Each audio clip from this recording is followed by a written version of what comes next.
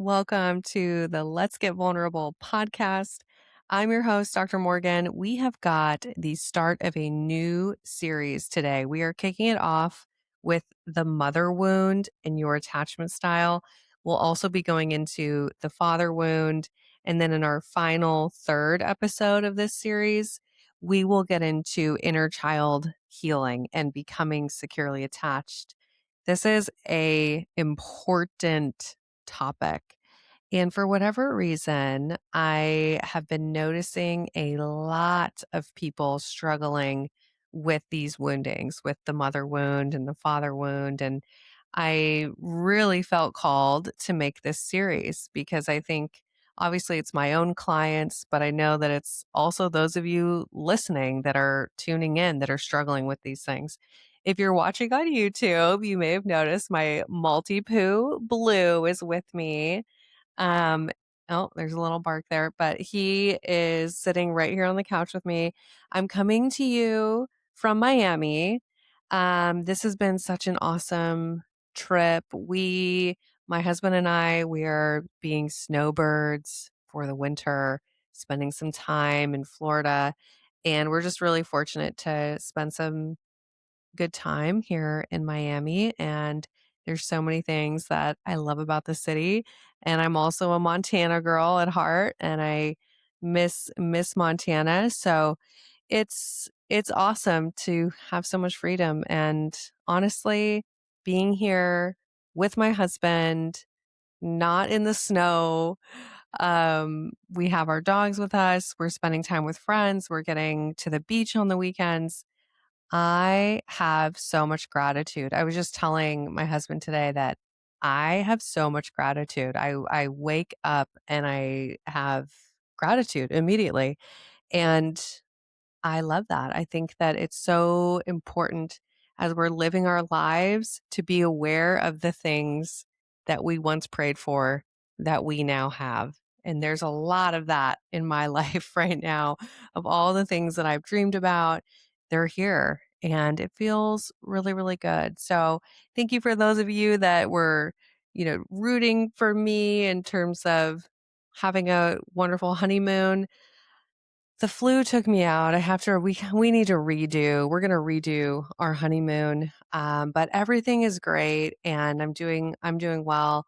I am working behind the scenes to bring you something pretty amazing that's coming in February.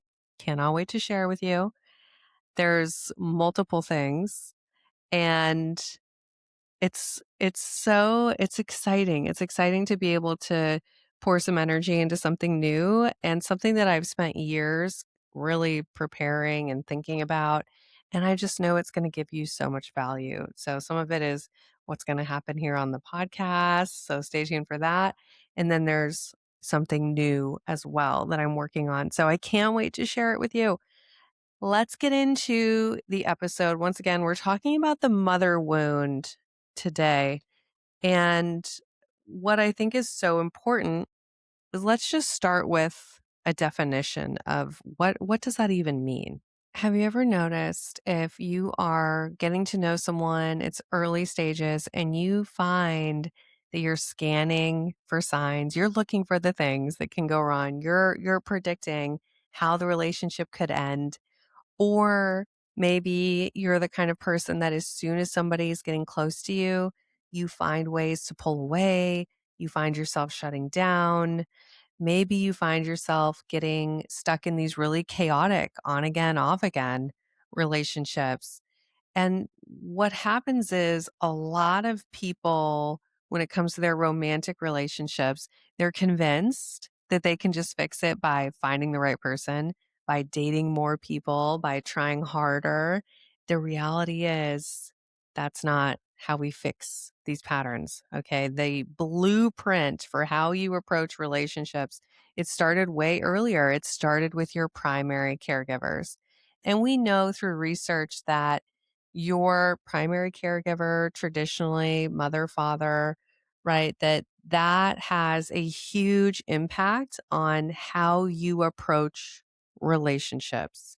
It has a huge impact. It creates the blueprint for you. And we have to look at that blueprint. we have to look at the wounding. And that's why I'm talking about today the mother wound. And as I have seen now with thousands of people I've worked with, the mother wound and the father wound actually show up differently. And it's important to understand how each impact your attachment style. So that's what we're going to be talking about. And when I say mother wound, I am talking about the relational injuries that happen when your primary caregiver, often your mother, could not consistently offer a combination of emotional attunement, comfort, protection, delight, that's an important one, and repair. I'm going to say those again. If you did not consistently have emotional attunement, comfort, protection, delight, and repair, right? When we look at attachment research, and by the way, everything I share with you is backed up by research articles. I am a nerd about that. And I really believe in that. This is not just information that, I just go and pull off of Instagram. This is based in research.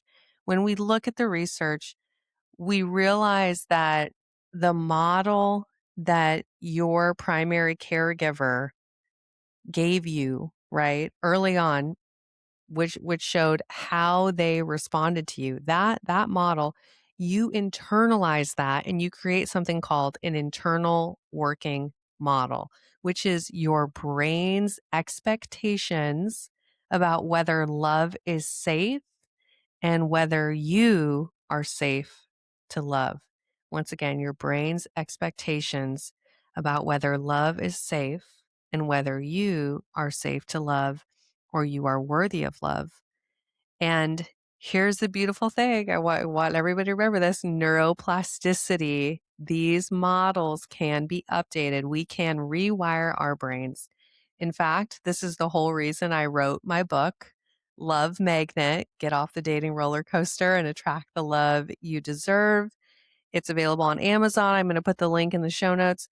This book was so important to me because I wanted to make sure everyone knew you can rewire your brain for secure attachment. There was a lot out there about, oh, your attachment style is your attachment style. You can never change it. You can't rewire your brain.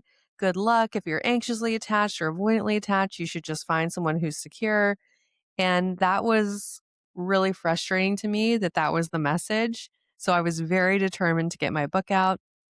If you go to Amazon, you will see, I think it has like a 4.9 rating, over 50, 60. It's a lot of really, really kind reviews. But more importantly, it's people saying, wow, this really changed my life and added value. So if you haven't already grabbed that book, you should get it.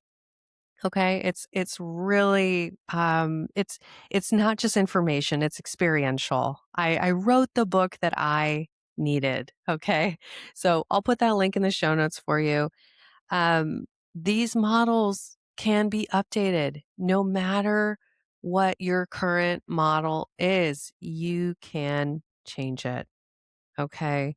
So we know that your caregiver sensitivity and their responsiveness are robustly linked to the development of your attachment style. The more securely attached, attuned, and present your caregiver was, we know that you're more likely to become securely attached. There's a positive correlation. This is researched. So let's keep working through this, all right?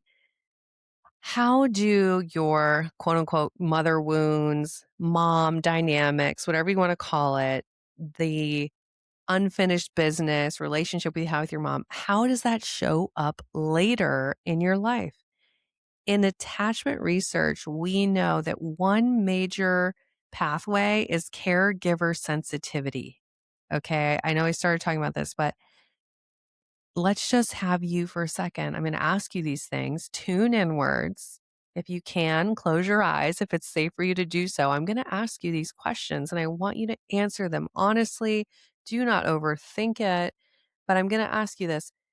Did your mother notice your signals, notice your emotions, interpret them accurately, and respond in a way that helped you regulate. Okay, think about that. Were my emotions noticed? Were they interpreted accurately? And did I receive responses that helped me regulate? Some of you right now, you feel like you're going to cry. I know some of you listening, you have that response. It's because the answer is no. You didn't feel that way. You felt chronically emotionally invalidated. You felt like you were not allowed to take up space. You felt like your emotions were inconvenient. You felt like when you were angry or you were sad or you needed something, you were told you're being too much. You can't have these emotions, right? And the answers to that question I just asked you have a huge impact on your attachment style. I always find this interesting as a little side note when I work with people. Obviously, I work with people who are insecurely attached, who have anxious attachment, avoidant, disorganized, a combination, right? And they always ask me, are there really securely attached people out there? And I have to remind them, yes, actually, about anywhere from 45 to 50% of the population is securely attached. And why is that? Because they had highly attuned, securely attached caregivers creating healthy internal working models of it's safe to be close, it's safe to be loved, I'm worthy of love, my needs matter, I can be heard and seen and understood, and I can receive responses that help me regulate, right? There are people that was their experience as they were growing up. And my clients they're always so shocked by this. I think when you have been living with insecure attachment, it's just it's like secure. Like how is that even possible? But here's the beautiful thing. As I said, you can rewire your brain. You can be the one that breaks these cycles of generational trauma. You can become securely attached and pass on secure attachment to your children, okay? Or pass it on to the people in your life and the people around you, instead of continuing the cycles of trauma. So, we know this that adult attachment representations tend to carry forward. So, there's predictive validity from adult attachment representations to caregiving and child attachment outcomes. Okay. Though it's not someone's destiny, it is absolutely their starting point. So, once again, all based in research, we know your parents' way of responding to you, their own attachment style has a huge correlation of how you develop, right? So let's now take this and apply what we know about the mother wound here. And I want to apply it to attachment styles. Okay. But before I do, I just want to say this. There's all different kinds of ways that your mother wound can form. And for some of you, this is really challenging to look at. Maybe it's very complex. Maybe you had a mother that was physically present, but not emotionally present. Maybe you had a mother that was physically present, but was highly critical or highly judgmental or had unrealistic expectations of you. Maybe you had a mother that was physically present, but was struggling with addiction and was drinking or using drugs or had mental health issues. And even though, once again, she was physically there, she wasn't emotionally attuned. And of course, there are also those of you who didn't have a mother present. Maybe you lost your mom at a young age, like myself, right? Losing my mom at 6 years old. It doesn't all of these experiences are valid and they all these different experiences impact you in different ways. No two people will be alike in exactly how the mother wound forms. And I think it's important to just acknowledge that it's a wound, right? And I think some of us can look like we had the perfect mothers, the mothers that baked the cookies for, I don't know why that makes me emotional. Maybe just because I didn't have that part. And that's also, I kind of, grieve some of that of, because I just, as a kid, I wanted it to just look normal. I wanted to just have a normal looking mother. I was so young. I didn't care about what it felt like. I just wanted kids to think that I had a normal life instead of the questions of, oh, where's your mom? And who are your parents? Right.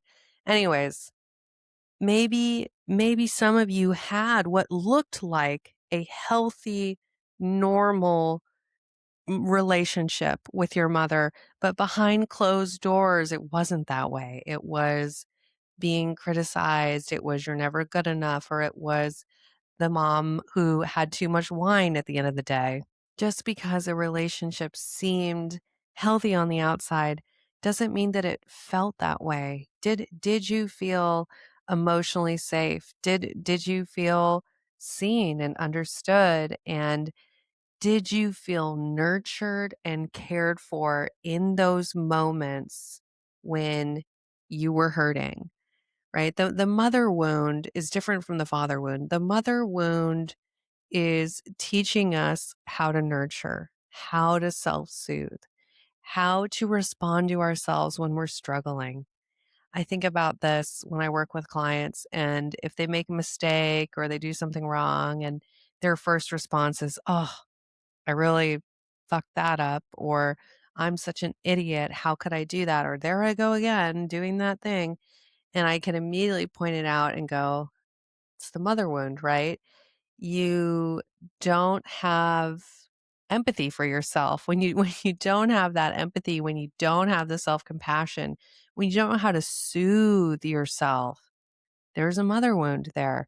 So think about the mother that, hey, you came home from school and you had a rough day, and you're 6 years old and you come home and the kids were mean to you and they bullied you. Maybe they said something terrible, and you got a you got a D on the test, which I guess that doesn't happen at 6, but I don't know. Something terrible happens and you come home and you're crying.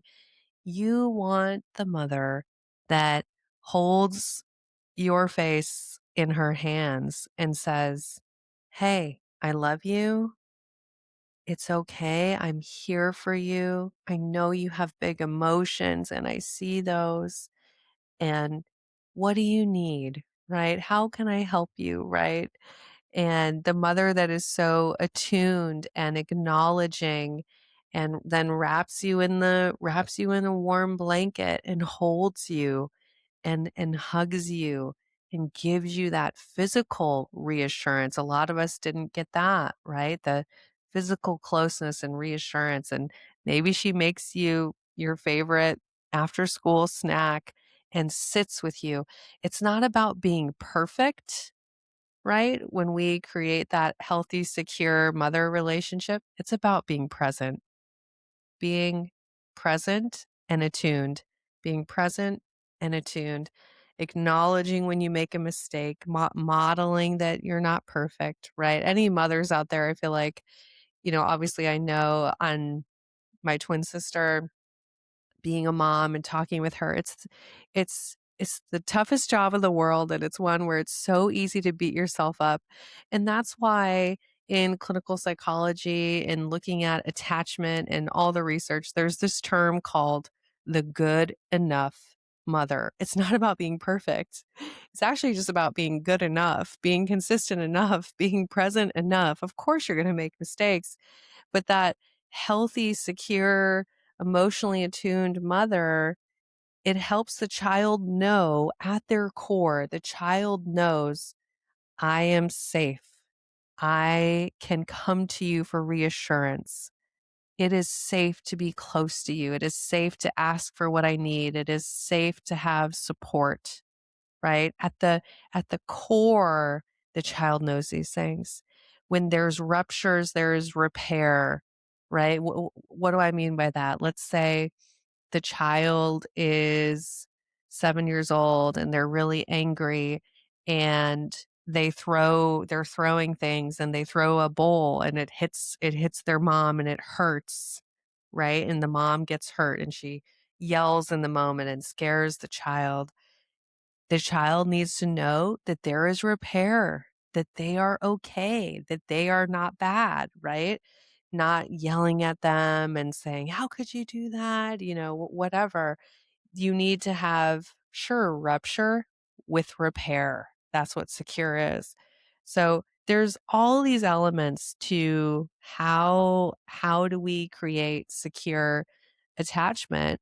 And for I think for a lot of you listening, there's ways that as we're growing up, we don't want to acknowledge the ways that we were failed as children, right? We have to do this. It's survival. You can't be 9 years old and say, "Hey, family, I've decided you're not emotionally attuned enough. You're not giving me what I need, so I'm going to pack my bags and leave now."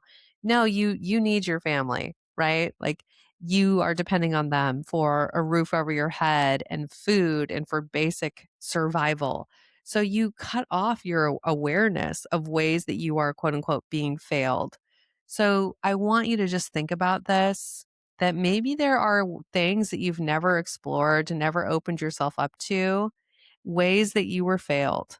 And once again, we know this, our parents are doing the best that they can, and there are ways that they have failed. Both of those things are true. And there are ways that their parents failed them, right? Both of these things are true. Okay, so I wanted to go into that, and hopefully that helps you understand more of the mother wound on an emotional level. Let's talk about how do we tie this to attachment styles.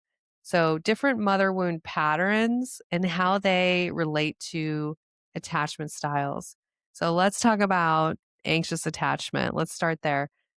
This is love that felt inconsistent. So, what's happening in childhood?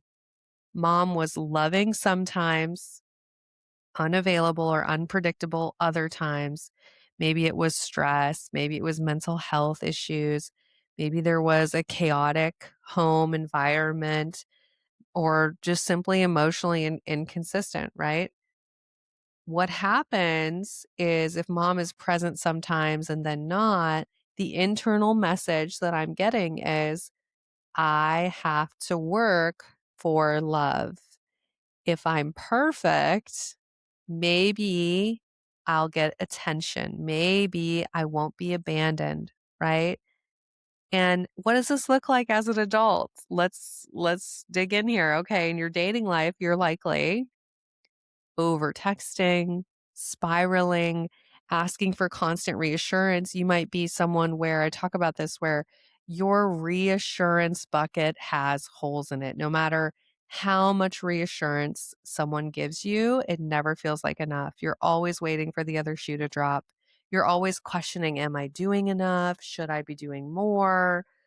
And you can never settle. You can never feel calm and emotionally safe in a relationship. You feel hypervigilant. You feel hypervigilant. You feel like you're walking on eggshells. You feel like, oh, if they know the real me, then they're going to leave me. Right. And this can be traced back to some of the mother wound pieces of, I didn't know when I was going to get attention, if I was going to get attention, if my needs were going to be heard or met or understood. It was unpredictable. So, as a way to cope with that, you became hypervigilant.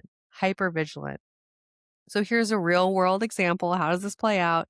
Let's talk about Claire as an example. She's a successful, self aware, kind, 30-year-old. But then when the guy that she's dating takes 6 hours to respond, her whole day collapses. How many of you know this? The pit in your stomach. That used to be me. It's like, "Oh, everything's great, having a great day, got my workout in, got my coffee, everything's great." And then in the back of your mind, you're going, "He hasn't texted me. Oh, it's still early. He hasn't texted me yet. Oh, it's 11 o'clock. He hasn't texted me yet. Oh my god, it's 3 p.m. and he hasn't texted me." And just minute by minute, hour by hour, you are getting more and more worked up and nauseous, right? So, what do? You spiral. You're checking the Instagram stories. You are rereading your text threads. You're drafting a cool girl message. You're putting it in your notes app and you're drafting, how do I seem like I don't care, but still get a response out of this person, right? This is your attachment system. This is the attachment alarm system going off, right?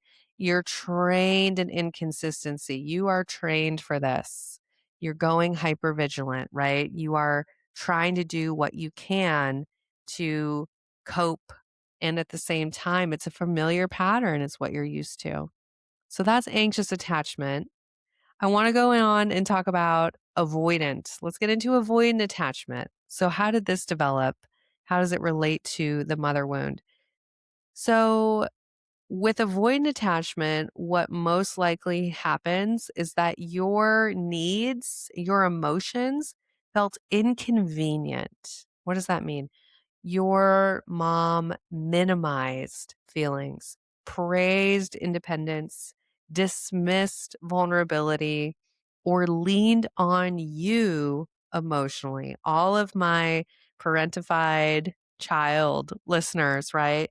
Those of you that had to keep the family together, that were responsible for trying to lighten the mood and make everybody laugh, those of you that knew about adult problems before your brain and nervous system was equipped to handle adult problems, right? And here's the thing, is the message that you got, if this was you, was that my needs are too much, they're inconvenient, and closeness costs me my freedom. When I get too close to people, I get overwhelmed. Okay. So, what is the adult pattern here? Emotionally, you're always fine. You're probably overachieving, high achieving. Commitment can feel suffocating, and you frequently detach when things get real. You have a pattern of intellectualizing, and you prefer partners who don't ask for much. Okay. So let's talk about a real world example. I use the name Jenna for this one. Jenna, she will find herself dating amazing people, but it ends right when it gets intimate. She says, I just don't have feelings for this person anymore. I thought I was into them, but I just don't have any feelings. But what's really happening is that when she gets closer, and I don't just mean physical intimacy, when things start to get vulnerable, maybe she's sharing something close to her heart or opening up about her childhood. When Jenna's getting vulnerable with someone, it triggers the old learning, right? It triggers the internalized working model that intimacy is not safe, that I cannot be close, right? That closeness takes away my freedom, that I will be forced to do the emotional labor for others when I haven't even learned how to tune into myself, right? Relationships, it's too overwhelming. So let's move on. I want to finish by talking about the disorganized attachment and the mother wound. I know that so many of you who listen have disorganized, and my heart goes out to you, because that is the attachment style that I had. And, I see that as I'm in recovery from having a disorganized attachment style, and I know how painful it is. So I want to talk about this style too.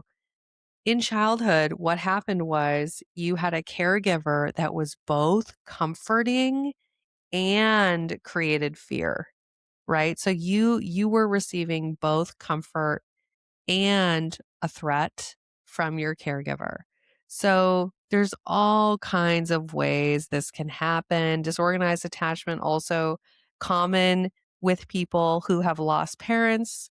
at a young age, as in, a parent has died or a parent you're taking away from parents, like look at the foster system, et cetera, right?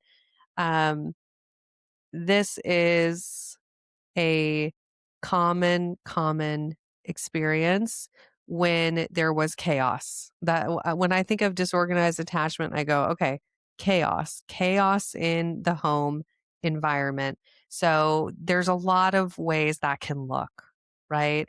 Maybe there's yelling, maybe there was substance abuse.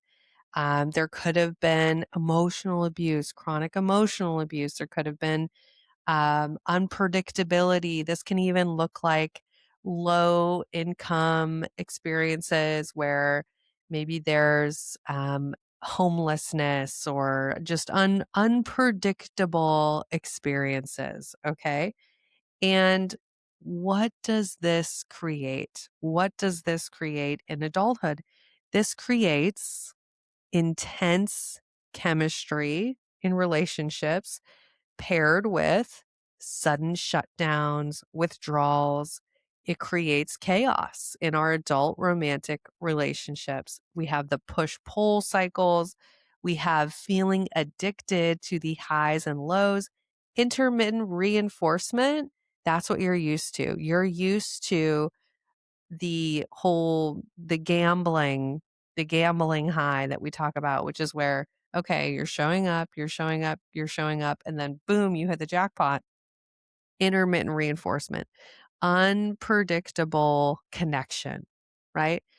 And what's important is that disorganized attachment and the mother wound, they are so closely connected because one of the things that is probably one of the most painful parts about disorganized attachment, lack of self-soothing. You don't have a good internalized working model on how to acknowledge your feelings, feel them, and move through them. When you have emotions with disorganized attachment, it feels like a tsunami. It feels very volatile. And when you have learned how to self soothe, when you can emotionally regulate, when you can come back to calm easily and realign with your secure self, we have learned how to self soothe and we have internalized a mother who is validating, a mother who is comforting, who is supportive, who acknowledges our emotional experience, who asks us, what do you need to feel better supported? Right. So I just think there's a really important connection with the mother wound and disorganized attachment, specifically when it comes to emotional regulation. Okay. So this is a overview. We could go even more in depth here, but that's just an overview on attachment and the mother wound. I do want to talk about, so how do we heal this? And I will be talking about that more in episode 3, but I just want to give you some things to think about. Okay. But before I do that, I got to take a moment. I have a really special client inside of the Empowered, Secure, Loved community right now. And this client is so inspiring. Um, she is she is, I think, in her 60s, and it almost brings me to tears just thinking about this. But so she is working on her relationship with her parents for the first time. And she came to one of our calls recently and talked about how she's experiencing forgiveness towards her parents for the first time. And it was so moving because you could see the lightness and the way that this has transformed her, just kind of her releasing things that she'd been carrying all throughout her life. And not only that, she was learning how to feel her feelings for the first time. And it was just so inspiring. I just want to encourage everybody. It's never too late. And you should not be going through life not able to feel your feelings. It's so important. We have to be able to feel our feelings because if you can't feel sadness, if you can't feel anger, if you can't feel the difficult emotions, you're also not feeling the positive emotions, and you deserve to fully feel joy and love and connection. And if we have blocked off the negative ones, we've blocked off the positive ones. So I have to shout out that client, and she's so inspiring, and she also talked about how this is the first time that she has taken a romantic relationship, taken it off the pedestal, taken it, there is such a thing as overvaluing the romantic relationship, putting it up on this false pedestal about how important it is, and we have to have it, even to the point where we abandon everything else about ourselves, right? Love is so amazing, and finding your person is amazing, and it adds value to your life. It's not your whole life. It's also not the thing that's going to heal you or that's going to make you happy. So it was so cool to hear her talk about that. And one of the things that she talked about is she's planning to go do this trip, like hiking El Camino, which is it's really long trek. And I know it's in Spain. I believe it also goes through France potentially. But anyways, she was like, I'm doing this thing and I'm not thinking about a relationship for the first time in my life. I'm not overly obsessed. The relationship is not on a pedestal, and I'm doing this thing for me. And this is all because she's dealing with these internal things. She's doing the internal work, and she's completely changing her life. So I'm so, so proud of her. If you have questions about how to work with us, because yes, things are changing. And at the same time, we still are helping people. We have some new things that are available where we can help you go through the empowered, secure, loved framework. And we actually have more options. um, so all that to say, if you are listening, you're like, you know what? I need to work on this stuff. I need support. I don't want you to feel like that's not available. It's still available. Just go to the link in the show notes. You can still use our application link, and we'll chat with you about what we're currently offering, and we'll see if it's a fit. So go use that link if you are needing support. Once again, it's never too late. It is never too late. Okay. All right. I want to talk about, what do we do with the mother wound?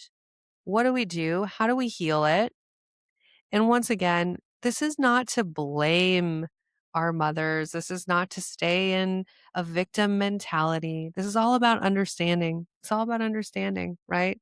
So when we start with this work, one of the things we have to do is be really honest. I talked about, hey, as a survival mechanism, there might be stuff you've never acknowledged. We have to start with awareness.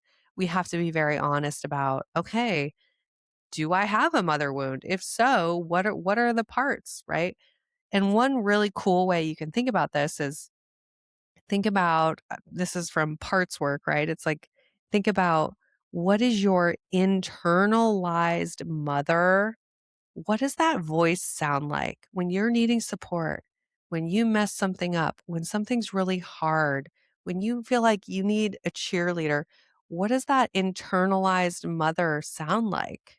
Okay, that's going to give you a lot of data about, do you have a mother wound? And I want you thinking about, are there things that I've never dealt with, right? And I'm not saying you should go deal with them by yourself, but just be very, very honest. Are there experiences that I've just never dealt with, right? That's probably the majority of people listening to this.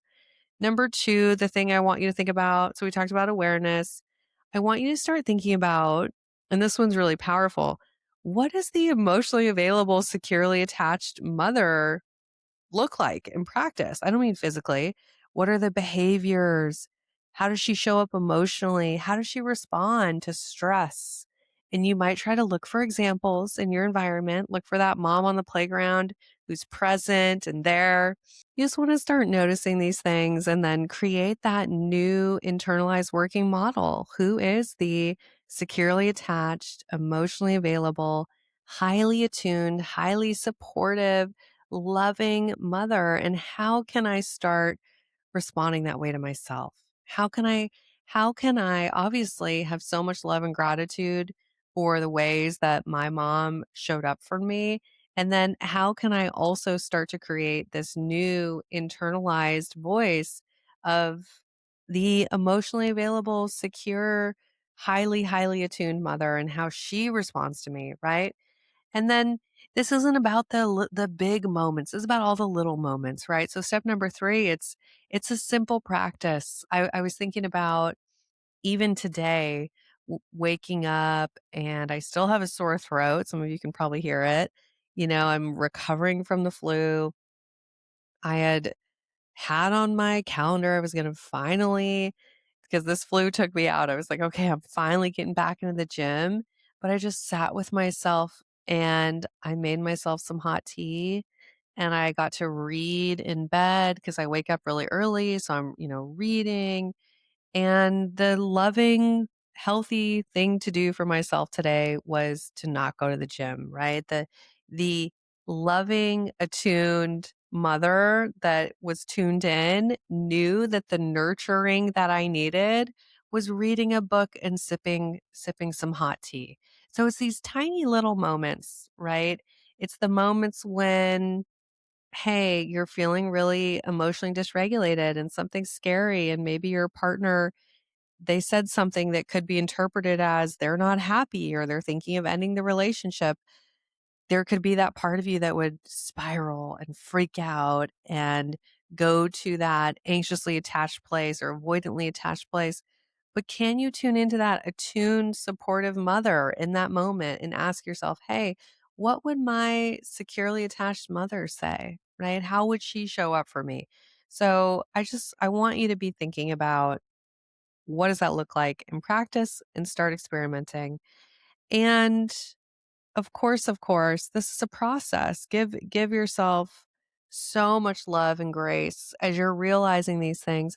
And by all means, if you're going, "Oh my gosh, I have a mother wound and it's impacting my love life and I need support," please don't try to deal with this alone. Go use the link in the show notes, apply. We will chat with you. We will find what you need. We're here to help you because this is not meant to be healed by yourself. Okay. You deserve support. One of the things I love about the work I do is that I know when we work with clients, we're helping create a new internalized working model just by us being present with our clients, right? There's so much research that backs this up, that it's not about what the therapist even says or the exact interventions that they use. It's about the presence. It's about, can you feel the attunement and the healing, nurturing, loving presence? And the way that just having that presence helps you, it's giving you a new internalized working model. It's the relationship. Relationships are healing. So you're not going to heal your mother wound by just journaling by yourself. I do encourage you. You deserve to get support, whether it's with us or somewhere else. You absolutely deserve support. I hope you liked this episode. We've got the father wound episode is coming up next. That'll be coming out on Monday. And then we're going to go into inner child work, which I love talking about, which will also include looking at parts work and becoming securely attached. What does it mean to become securely attached, and how do we fully embody that? So we'll be getting into that on episode 3. I'm so happy you're here. If you haven't done so, did you know that this is available on YouTube? You can always watch these episodes on YouTube. You can definitely find us everywhere podcasts are aired. If you are an Apple podcast person, we're there. We're on Spotify, everywhere podcasts are aired. One of the things that helps me so much is when you share the show with others. So if you know someone who would benefit from these topics or who would benefit from this show, will you take 2 minutes and just share an episode with them? I'm on a mission to help as many people as possible. So help me help others. I so appreciate you. Thank you for being part of this community. I'm cheering you on. My husband is going to make us some tacos tonight. I'm so excited about that. And I'm going to be taking care of myself with extra love and care as I still am recovering from the flu, right? The compassionate response is, hey, it's going to take as long as it takes, and be kind to yourself and be gentle, right? And I think anybody out there who has not started this year how you quote unquote wanted to, just take it from me. It doesn't do you any good to beat yourself up about that, to have a critical response, to think, oh, this isn't how I wanted it to be. Just sit with yourself with so much love and grace and just keep asking yourself, what do I need to be better supported? And know that your time is coming. Your time is coming. I've been telling some fellow people who also caught this sickness, I've been saying to them, hey, February is the new January. Okay. So don't let some arbitrary timeline get you all emotionally dysregulated and upset. Meet yourself where you're at. You deserve love. You deserve support. We'll get through this. And I'm sending you so much love. Thank you to everyone for tuning in. Thank you for being part of this community. As always, I am wishing you high self worth and great relationships. I'll talk to you soon.